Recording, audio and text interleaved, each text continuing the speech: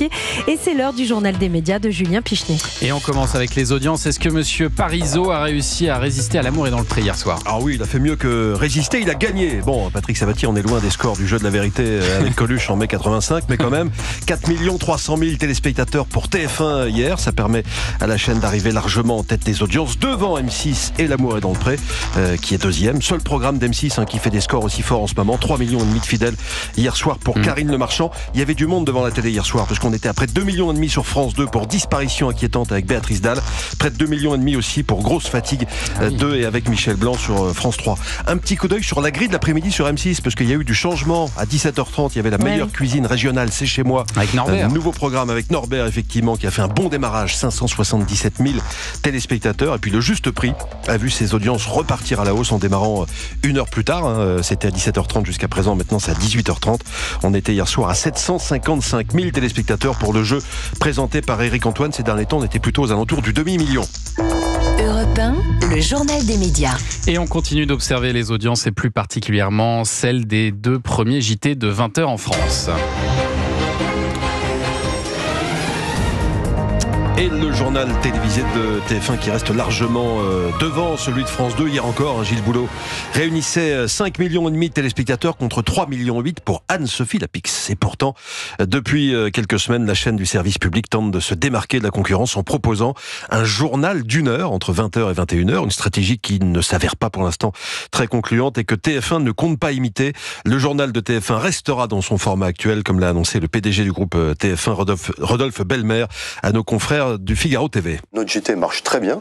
Il est leader de loin et son leadership s'accroît régulièrement. Voilà, donc on ne change pas. En revanche, du côté des matinales, France 2 est en première place avec Télématin. La direction de TF1 ne s'inquiète pas et note que Bonjour, la matinale TF1 de Bruce Toussaint progresse très nettement et dans un rythme normal. La matinale de TF1 qui fête ses 9 mois d'ailleurs aujourd'hui. Elle avait été lancée le 8 janvier 2024. Elle voit effectivement ses audiences augmenter lentement mais sûrement. On est désormais quasiment tous les matins au-dessus de la barre des 300 000. Elle est passée d'environ 4,5% de part d'audience en janvier contre 9 à 10% depuis la rentrée. Ça progresse gentiment. Est-ce que vous êtes un téléspectateur fidèle, Patrick Sabatier, des JT encore, les JT de 20h? Non, ça vous intéresse plus? Non, c'est pas que ça m'intéresse plus, je m'intéresse beaucoup à l'actualité, mais c'est pas mon heure 20h. Donc on a la chance aujourd'hui de voir avec les chaînes continues d'infos l'info quand on veut, et donc vous êtes consommateur des chaînes info? Je regarde bien sûr. Je regrette avant il y avait des journaux à 23h, j'aimais bien parce que c'était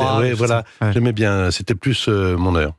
On parle maintenant de 2 dirigeants du Canard enchaîné ainsi qu'un ancien dessinateur du journal et sa femme qui vont être jugés. Oui, à partir d'aujourd'hui et jusqu'à vendredi. C'est un procès qui fait suite aux révélations de Christophe Nobili, un journaliste de la rédaction du Canard. Souvenez-vous, en 2022, il avait porté plainte contre X après avoir constaté la présence d'une collaboratrice inconnue dans l'organigramme du journal. Bon, pour résumer, 2 dirigeants de la rédaction ont financé l'emploi fictif de la copine d'un de leurs vieux copains.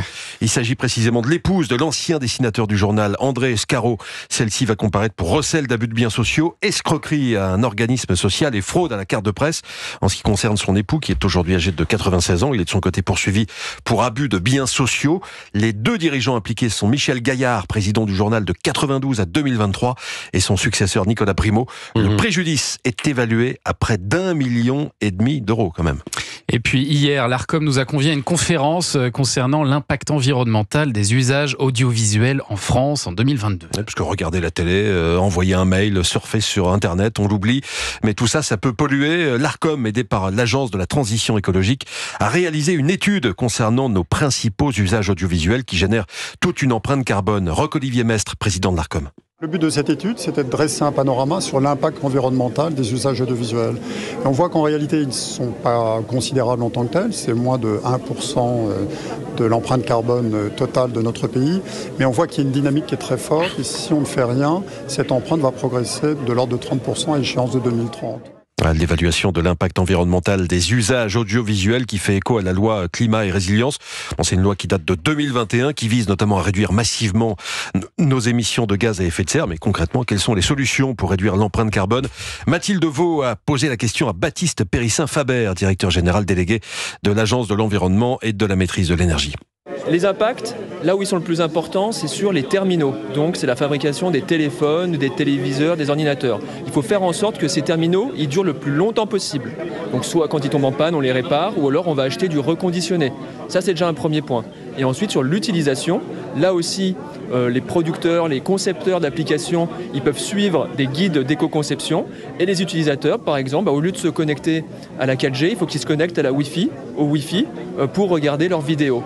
Cette étude, qui ne concerne pas les réseaux sociaux, je le précise, sera renouvelée tous les 2 ans. Voilà, gardez le plus longtemps possible votre téléphone portable. Voilà, prolongez-le d'année en année plutôt que le renouveler. Et on apprend aussi dans cette étude d'ailleurs que le fait d'écouter la FM avec un poste de radio consomme moins d'énergie que de regarder la télévision en linéaire, par exemple. Écoutez la radio. Vous savez ce qu'il vous reste à faire. Merci beaucoup, Julia, pour ce journal des médias. Restez avec nous.